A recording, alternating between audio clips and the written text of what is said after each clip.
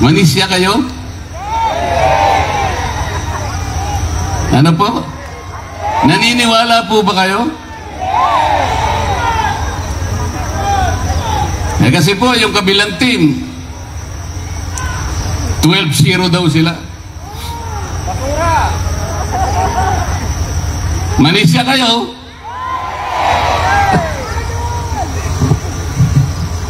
Napakahirap po ng kalagayan ng ating bansa.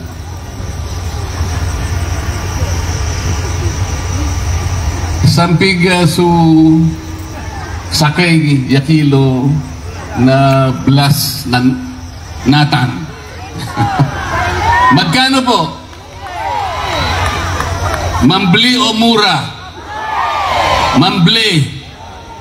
Totoo po yun.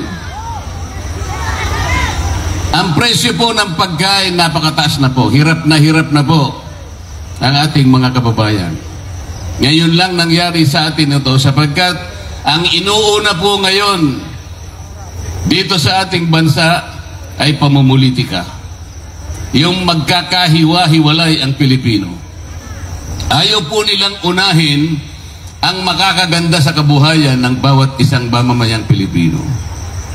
Basahin po ninyo, kung nabasa nyo yung dyaryo ngayong umaga, ang sinasabi po, 15.5 million families ang nagsasabi po na sila ay mahirap. Ibig sabihin po noon, halos 77 million Filipinos ngayon ang nagsasabi, mahirap sila. Ako po naniniwala. Totoo yun. Nang sabi pa nung survey, 27% ng ating mahihirap na kababayan, nakakaramdam na po sila ng gutom.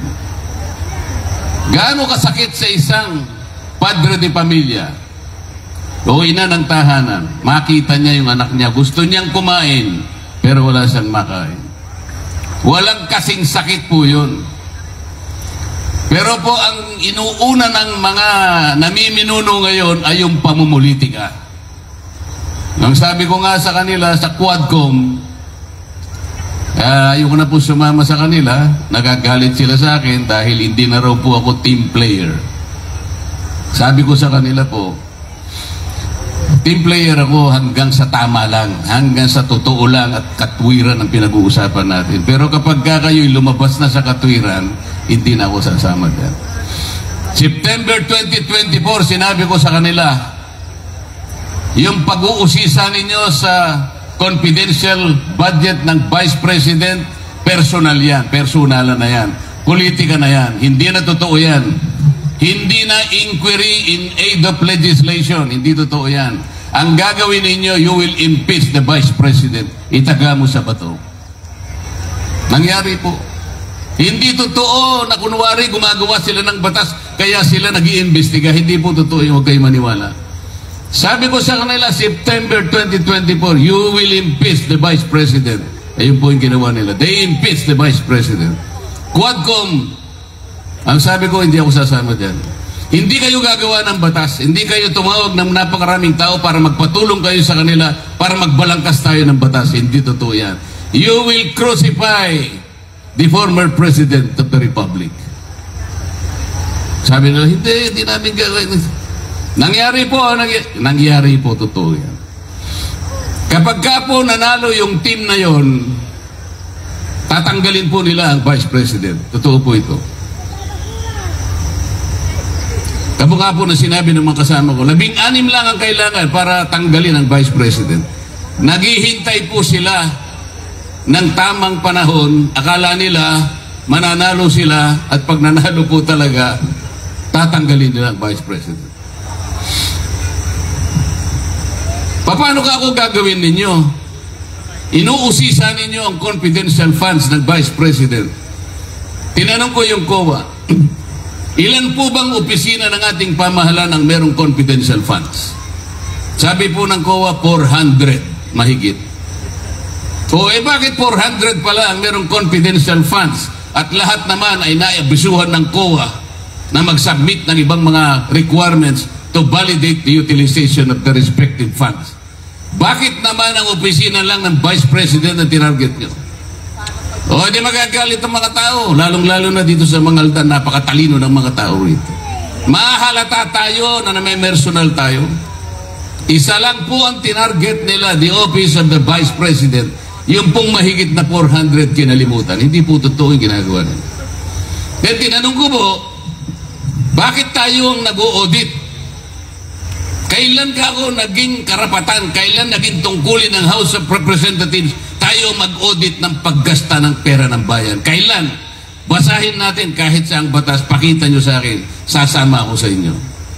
Wala po silang maipakita. So tinanong ko ang COA, maliban sa inyo, sino pa ba ang merong mandato, merong authority na mag-audit ng pondo ng bayan? Sagot ng COA, wala na po. O bakit ninyo binigay yung mga records dito sa House of Representatives? Bakit sila ang gumagawa ng tungkulin ninyo? Paano po? Sinabpi na po kami. Dahil ba sa sinabpi na kayo, ibibigay nyo na yung trabaho ninyo? Mali kayo. Bakit hindi nyo sinulatan ang aming speaker? Anong pangalan ng speaker namin? Bakit hindi nyo sinulatan ang speaker? Sasabihin ninyo, Mr. Speaker, pasensya na po kayo, hindi namin pwedeng ibigay ang mga papeles na nire-review namin. Baka magkamali kami, baka magkasala kami. Labag sa batas po ang gagawin ninyo. Dahil kami lamang po ang binigyan na saligang batas ng karapatan na mag-usig, mag-audit, mag-usisa, mag-imbestiga ng pondo. Hindi po kayo. Kahit makarating tayo sa Korte Suprema, ilalaban namin ito, Mr. Speaker. Dapat ganito ang ginawa nila. Hindi po rin ganun ginawa nila. Binigay nila yung mga papeles sa House of Representatives. Akala mo naman marunong mag-audit ang mga congressmen. Wala naman kaming alam sa audit Sabi ko po sa mga kasama ko, magsipag-resign kayong lahat.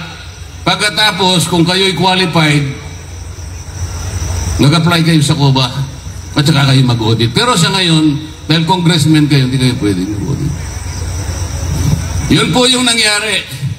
Walang batayan, walang basihan sa batas.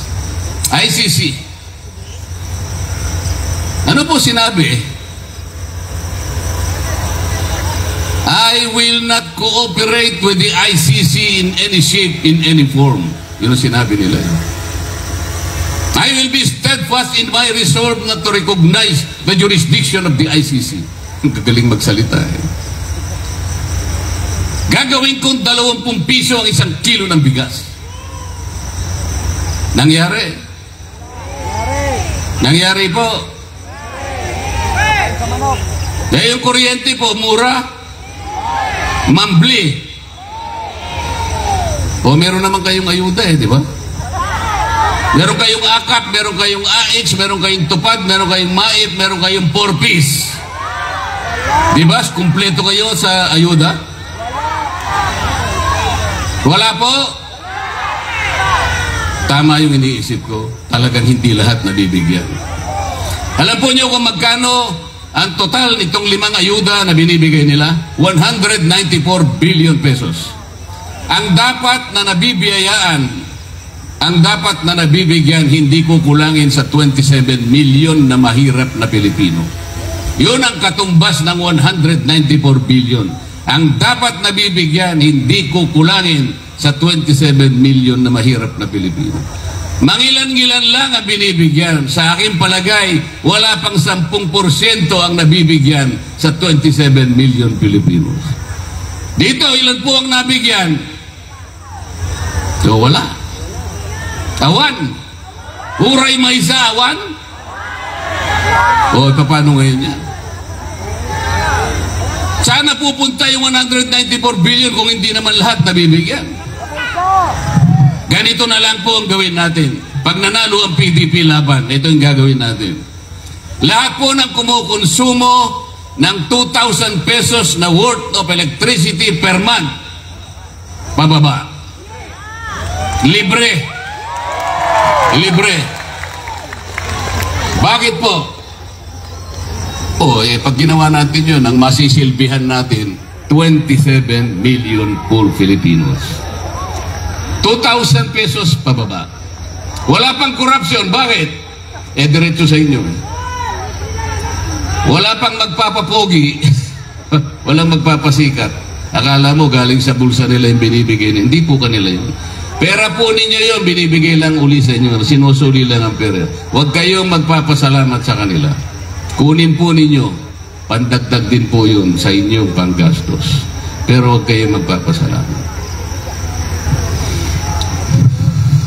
Ano pong gagawin natin? Marami na po nagsalita kanina, sinasabi nilang kalagayan ng ating bansa. Talaga pang totoo. Totoo po talaga. Nagdudugo na po ang ating bansa habang nag-uusap tayo. Ang utang po natin ngayon nasa halos 16 na trilyong piso na. Bakit hindi po magkakaganyan? Lahat na lamang po ayuda. Ang ayuda po ay pantulong lang sa emergency. Hindi po sagot ito, hindi isang mabisang hakbang. Para sa ganun ay iahon kayo. Ano tawag doon? Para kayo ay alisin sa pagiging mahirap. Hindi po yun ang paraan. Ang paraan po, kailangan maibaba natin ang presyo ng elektrisidad sa ating bansa.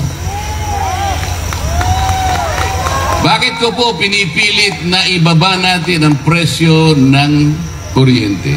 Yun po kasi ang nakasulat sa batas. Yung pangunahing layunin po ng batas na ginawa 24 na taon nang nakararaan. Take note, 24 years ago, ginawa na po yung batas ng EPIRA. Ang nakalagay po doon, idulot nyo ang serbisyo ng kuryente sa bawat mamamayang Pilipino sa murang halaga. Hindi mambli, mura. Yun ang nakasulat sa batas. Kaya bakit after 24 years baligtad ang nangyari? Ang singil ng kuryente sa ating bansa ang pinakamataas sa buong Asia. So for 27 years there is a continuing violation of the law. Wala pong nagbabantay. Wala po talaga. So sino pong pipiliin natin?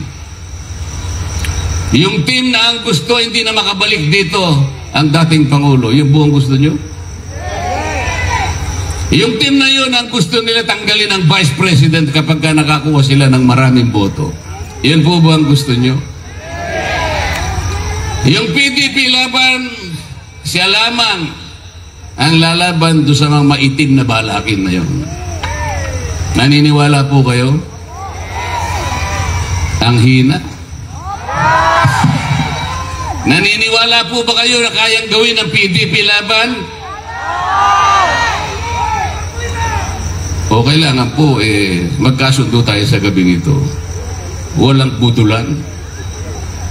Kailangan kontrata po. Kontrata. Hindi yung kontratang ginagawa nila, kung kukunwari sila, nagagawin nating 20 pesos ang dito to yun. Hindi namin tutulungan ng ICC dito to yun. Magtatayo kami ng 1 milyong housing units per year. Walang nangyari. Puro salita. Ang gusto ko po isalitaan na tayo lang dito ngayong gabi. Parang salitaan ng sabungero.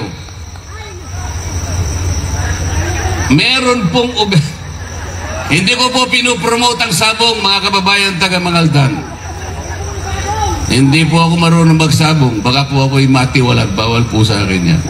Bakit ko po sinasabi sa inyo na kung minsan napakabuti pa na kopyahin ng isang ugali ng isang sabungero? Meron silang isang natatanging ugali.